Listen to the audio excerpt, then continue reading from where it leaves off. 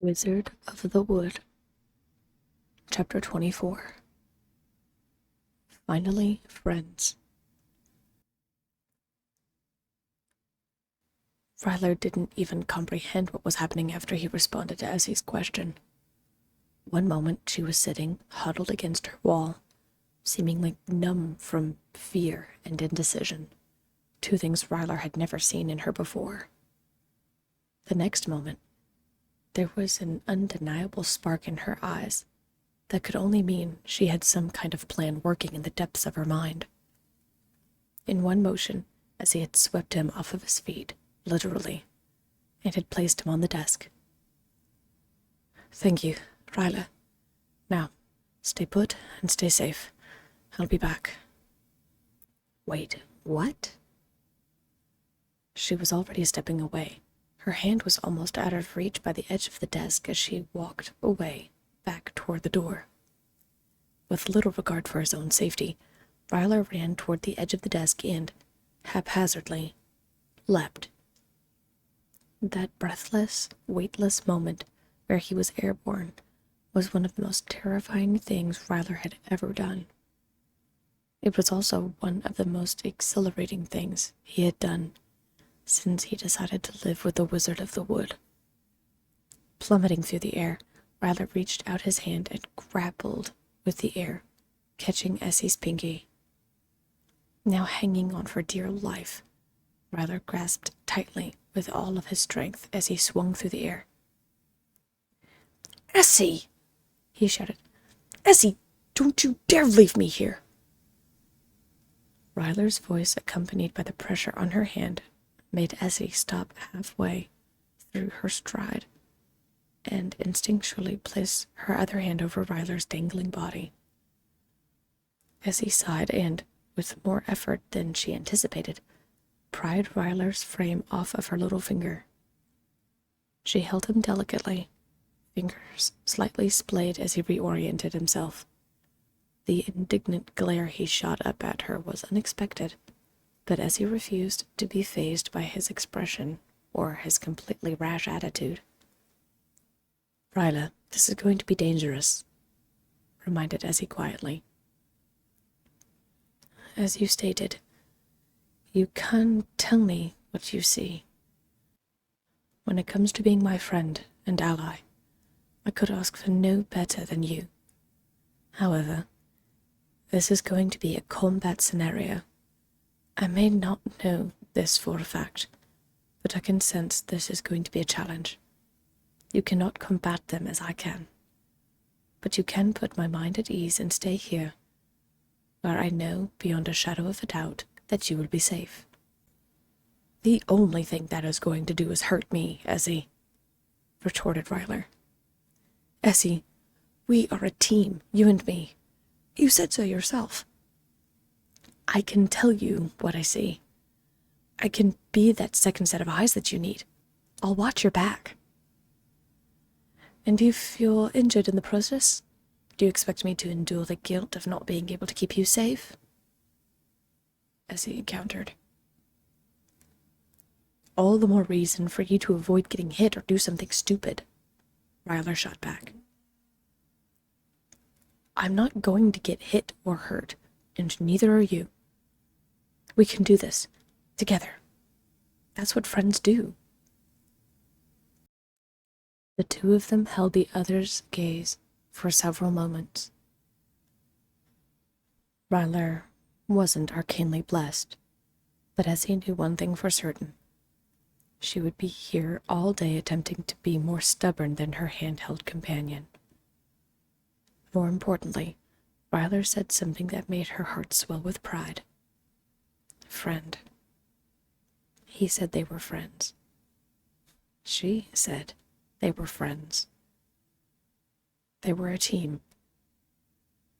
It was an unexpected but welcome surprise.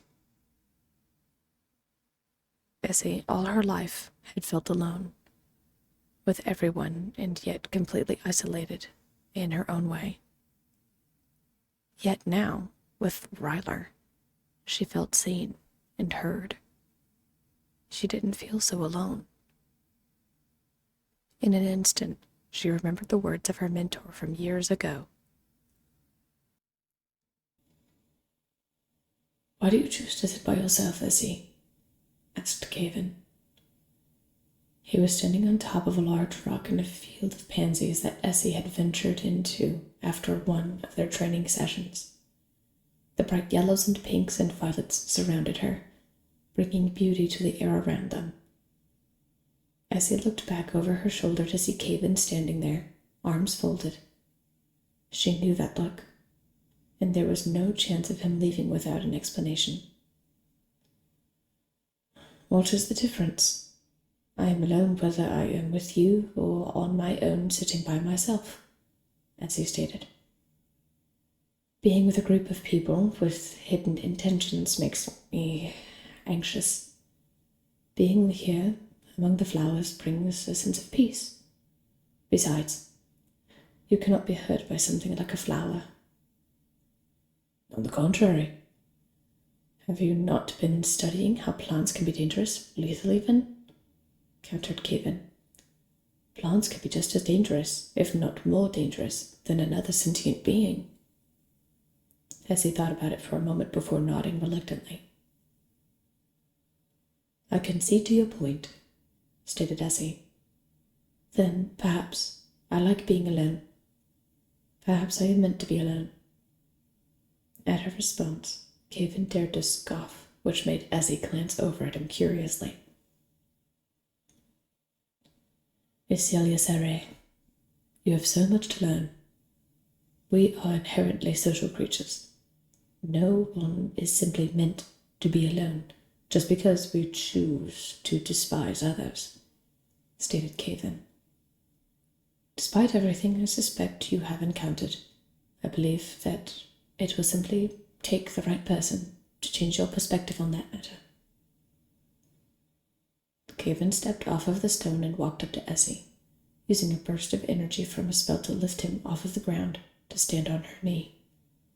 Essie stayed perfectly still as Caven held up a single finger, a signal for her to mark him and to mind his words because they would come back to be true later. "Essie, one of these days you are going to meet someone who wants to be your friend, who will be your friend, whether you want them to or not, and you are going to have to make the decision of whether to let them into your life or dismiss them entirely. It may not be tomorrow or in a year from now, but it will happen. When that day comes, you need to be ready, because this person is going to be very special." Essie smiled to herself as she listened to Caven's words ring out in her mind. Caven was right. Rylir was very special. It scared her to no end having him come with her, but the feeling she had when she was around him brought her the confidence she needed to win this fight against the unknown. She let a smile curl onto her face as she looked him in the eye. Rylir, seeing this change in Essie, felt a conquering grin come across his face as well. "Very well," said Essie. "I shall bring you on the condition you will not allow yourself to be injured. Do you understand? I will do everything in my power to keep you safe, to keep everyone safe. But you have to promise to do the same.